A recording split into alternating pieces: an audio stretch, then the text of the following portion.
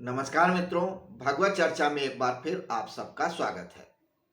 हम लोग भगवत गीता के 10वें अध्याय विभूत योग नामक अध्याय पे चर्चा कर रहे हैं। इसके 26 श्लोकों तक चर्चा किया। आज 27वें श्लोक पर चर्चा करेंगे। इस अध्याय में भगवान श्री कृष्ण अपनी विभूतियों का अर्थात सामर्थ्य का, विशिष्टताओं का विशिष्ट रूप से वर्णन कर रहे हैं। इस श्लोक में क्या विशेषताएं बताते हैं, अपनी कौन सी विभूतियों का वो विस्तार से बताते हैं, या किस किस वस्तुओं को अपना विभूति बताते हैं, देखते हैं पहले श्लोक को। श्लोक कहता है, उच्चै स्रव सम अवस्वानाम विद्धि माम अमृतोद्भवम एरावताम गजेंद्राणाम नराणाम च नराधिपम। घोड़ों में अमृत के साथ समुद्र से प्रकट होने वाले उच्च श्रवा नामक घोड़े का और सर्वश्रेष्ठ हाथियों में एरावत नामक हाथी को और मनुष्यों में राजा को मेरी विभूति जानो। भगवान श्री कृष्ण हर जीव, हर पदार्थ में अपनी एक विभूति बता रहे हैं। वह जीव, वह पदार्थ किसी भी श्रेणी का हो, समाज की श्रेणी से वह ऊंची पर हो, पायदान पे हो, नीची पायदान पे हो, जड़ में हो तो, अर्धचेतन में हो तो, चेतन में हो तो, इससे कोई फर्क नहीं पड़ता कि जिस विभूति को बता रहे हैं वो क्या है। वह जड़ में भी यानी पर्वत में भी अपनी आप को हिमालय बता देते हैं, नारद भी बता देते हैं, शुक्राचार्य भी बता देते हैं, बृहस्पति भी अपने आप को बता देते हैं, यक्ष भी बताते हैं, गंधर्व भी बताते हैं, सब बता देते हैं। उनमें कोई भेदभाव नहीं है। उनको बताने में इसमें कोई शर्मो हया और संकोच नहीं है कि मैं घोड़ा हूं। अगर आप किसी को कह दो कि तुम तो घोड़े हो तो व्यक्ति नाराज हो सकता है। कोई भी व्यक्ति अपने आप को भी लानत मलामत देता है तो ये नहीं कहता मैं घोड़ा हूं, लेकिन कृष्ण कहते हैं मैं घोड़ों में उच्च श्रवा नाम का घोड़ा हूं। घोड़ा भी बता रहे हैं अपने आप को, और हाथी भी बता रहे हैं। कोई भी जीव बता देते हैं अपने आप को, जिसमें तुम समझ सको। अच्छे में समझो तो, बुरे में समझो तो, सामान्य में समझो तो, मुझको जानवर में समझो तो, किसी भी रूप में समझो तो, मेरी विभूति को, मेरी विशिष्टता को तुम समझो। उच्च श्रवा नामक घोड़ा और एरावत नामक हाथी, ये दो जानवर, ऐसी कथा है महाभारत में कि समुद्र मंथन से निकले थे 14 रत्नों में। कहानी सनातन धर्मियों को पता है कि एक बार सुरों और असुरों में यानी देवताओं में और राक्षसों में युद्ध हो गया। उस युद्ध का निर्णय करने के लिए उन लोगों ने खेल रचा। समुद्र में सुमेर पर्वत की मथानी बनाई, उसी सुमेर पर्वत को जिसको अपनी विभूति बताए हैं भगवान श्री कृष्ण पिछले श्लोक में, और शेषनाग का वासुकी को उन्होंने मथानी बनाया, रस्सी, और एक तरफ राक्षस और एक तरफ देवता मिल करके सुमेर पर्वत को मथते हैं। उससे 14 रत्न निकलते हैं। उसी में एरावत नाम का एक हाथी निकलता है जिसे इंद्र ले लेते हैं। उच्चश्रव नाम का घोड़ा निकलता है, उसे भी देवता लोग ले लेते हैं, और बहुत सारे रत्न निकलते हैं। तो ये जो दो अनमोल रत्न हैं, हाथी और घोड़ा, इनको भी वो अपनी विभूति बता रहे हैं। हमने आपसे क्या कहा था कि ये भगवत गीता हो, पुराण हो, वेद हो, इन सब में अध्यात्म, इतिहास, तंत्र सब कुछ मिला हुआ है। तो जो समुद्र मंथन की कथा है, हो सकता है कि समुद्र में कोई पर्वत को लेके मथा गया हो, लोग खोज रहे हैं, विज्ञान भी खोज रहा है, अवशेष पा रहे हैं, नहीं पा रहे हैं, वो एक अलग विषय, वहां पे चर्चा करना हमारा विषय नहीं है इस समय। लेकिन अगर आप अध्यात्म की बात करते हैं, तप की बात करते हैं, उस परम सत्य को अनुभव करने की विधि की बात करते हैं, तो हमारे यहाँ कुंडलिनी जागरण की एक विधि बताई गई है योग की। उसमें हमारी जो मेरुदंड है, उनमें जितनी भी गुर्रियां, उनको भी सुमेर कहते हैं। और जो ऊर्जा होती है, प्राण ऊर्जा, वही रस्सी है, उसको मथते हैं, तो उससे हमारी ऊर्जा जागृत होती है, हम परम तत्व को समझ सकते हैं। तो यहां पर तात्पर्य उस तांत्रिक विवेचन से है। लेकिन अगर आप आध्यात्मिक विवेचन से भी लेते हैं या मिथक के रूप में भी लेते हैं, तो वो अपने आप को घोड़ा और एरावत हाथी भी बता रहे हैं कि जीव के रूप में भी मैं वैसे हूं। तो अगर तंत्र के रूप में समझेंगे तो इसको आप समझ सकते हैं गूगल में सर्च करके कि ये जो समुद्र मंथन हुआ है उसका क्या तात्विक विवेचन है। अन्यथा हम किसी और एपिसोड में इस पे विस्तार से चर्चा करेंगे। इसके अलावा वो कहते हैं कृष्ण भगवान कि नरों में मैं राजा हूं।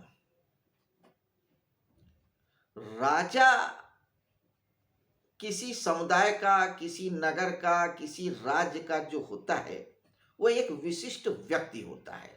उसके पास कुछ विशिष्ट ताकतें होती हैं समाज की दी हुई।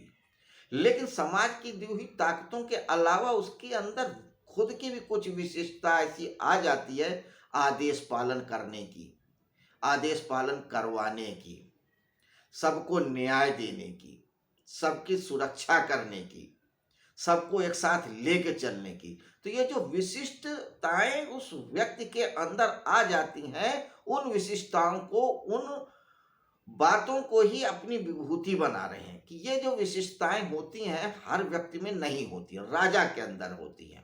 तो नरों में मैं राजा हूं। हर व्यक्ति नहीं राजा बन पाता है। राजा बना भी दोगे तो हो सकता है कि वो उसका पालन ना कर पाए, गद्दी से हटना ही पड़ जाए।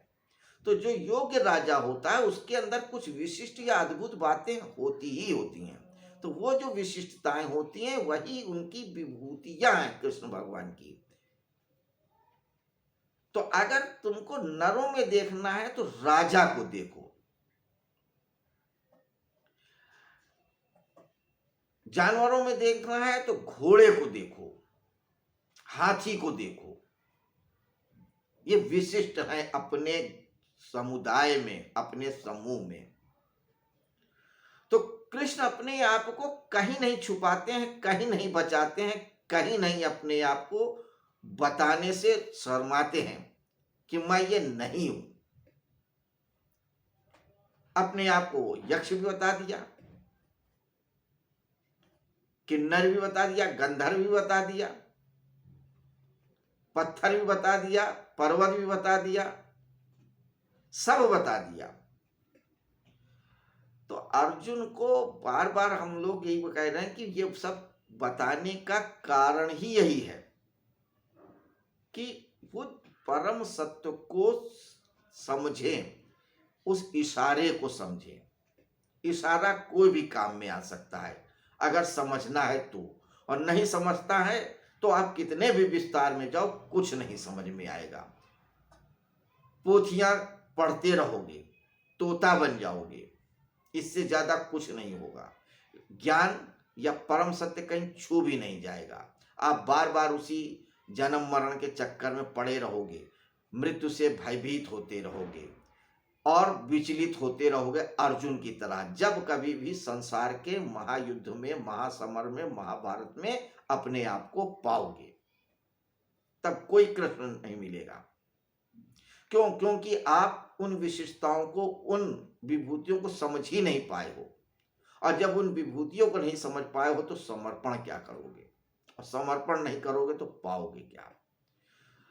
तो एक एक श्लोक पे हमारी जो चर्चा करने की वजह है वो सिर्फ यही है, थोड़ा विस्तार से, कि आप हर विभूति को सुनते समय उसको गुनिए, उसको महसूस करिए, उन दिव्य गुणों को जिनकी ओर इशारा कर रहे हैं भगवान श्री कृष्ण। अगर आपका ये सुनना सिर्फ यांत्रिक है, मैकेनिकल है, तो कोई क्रांति नहीं पैदा होगी आपके जीवन में। सुनना मैकेनिकल ना हो, मैकेनिकल का तात्पर्य ये नहीं है मेरा कि हम अक्सर काम करते रहते हैं, विविध भारती में कोई गाना लगा देते हैं या टीवी पे कोई चैनल लगा देते हैं, कोई गीत बज रहा है चित्रहार का या किसी का, और सुनते रहते हैं, कान से सुनते रहते हैं, मन कहीं और लगा होता है। नहीं, ये यांत्रिक है, ये मैकेनिकल है। अगर आपकी आदत पड़ गई है कि चलो भगवत चर्चा 10 मिनट 15 मिनट का वीडियो देख लेंगे या किसी महात्मा का प्रवचन सुन लेंगे या कोई पुस्तक पढ़ लेंगे, वो मैकेनिकल है। और मैकेनिकली अगर आप काम कर रहे हैं तो उससे कोई क्रांति नहीं होती है। बोधपूर्ण, बोध से ही बुद्ध बना है, होश पूर्वक। तो एक एक श्लोक को विस्तार से चर्चा करने का कारण ही यही है कि शायद किसी श्लोक को आप बोधपूर्वक सुने, और अगर एक बार आपको बोधपूर्वक सुनने की आदत पड़ जाए तो निसंदेह किसी न किसी दिन आप भी बुद्ध हो ही जाओगे। वक्त लग सकता है, बुद्ध को 6 साल लगे, हो सकता है आपको 60 साल लग जाए, हो सकता है 6 जन्म लगे, लेकिन लगेंगे चाहे जितने समय, जितने भी वर्ष, लेकिन आप बुद्ध हो जाएंगे। और जब आप एक बार बुद्ध या सत्य को उपलब्ध हो जाते हैं तो फिर ये देरी कोई मायने नहीं रखती है। आप अगर देखें कहीं गंतव्य में जाना है और जाम लग जाए तो आप कितने बेचैन होते हैं, लेकिन जब आप पहुंच जाते हैं अपने मन माफिक गंतव्य पे तो फिर आप रास्ते की थकावट को, परेशानियों को, समस्याओं को भूल जाते हैं। याद ही नहीं रहता कि हमने कितना कष्ट झेला है आने में, फिर आप उस आनंद में ही मगन हो जाते हैं। तो जब एक बार आपने बोधपूर्वक सुनना शुरू कर दिया, देखना शुरू कर दिया, अनुभव शुरू कर दिया, तो बुद्ध हो ही जाएंगे। ये हो सकता है कि आपको थोड़ा ज्यादा समय लग जाए, किसी और को कम समय लगे, तो वक्त कोई फासला नहीं है।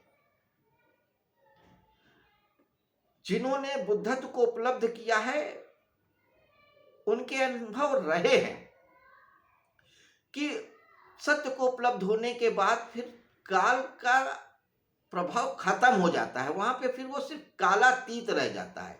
तो काल जो है सिर्फ मृत्यु लोक पे है। यहीं पे आपको लगता है कि बुद्ध 2500 साल पहले बुद्धत्व को उपलब्ध हो गए, कबीर 500 साल पहले हो गए, सूरदास इतने साल पहले हो गए, कृष्णमूर्ति अभी 50-60 साल पहले हुए। इससे कोई फर्क नहीं पड़ता है। जब आप बुद्धत्व को उपलब्ध हो जाएंगे तो सालों की जो सीमाएं हैं ये गिर जाएंगी, कोई फर्क ही नहीं पड़ेगा। सिर्फ शुरू करें बोधपूर्वक सुनना, बोधपूर्वक देखना, बोधपूर्वक अनुभव करना। तो ये बोध यानी जो होश है, यही मुख्य चीज है।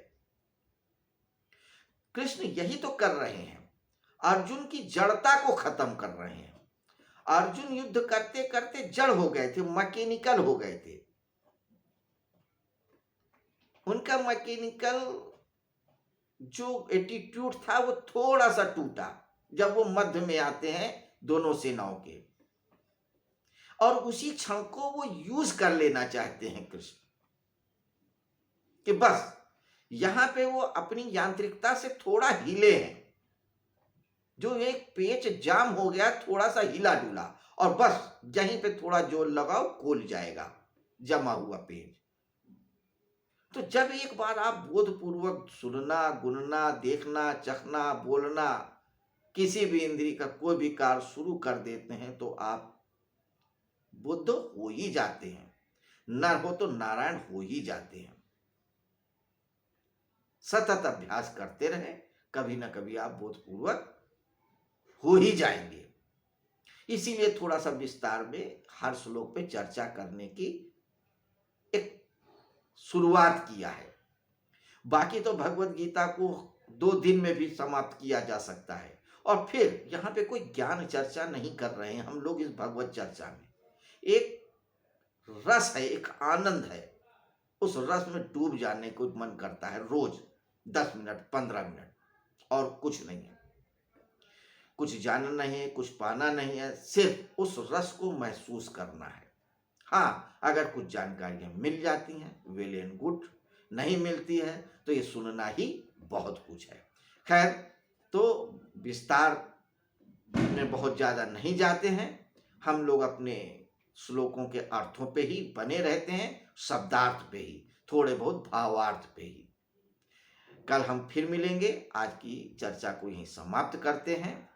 कल 28वें श्लोक पे भगवान श्री कृष्ण अपनी कौन सी विभूति बताते हैं, इस पे हम चर्चा करेंगे। तब तक के लिए आपसे आज्ञा चाहेंगे। नमस्कार, शुभ रात्रि।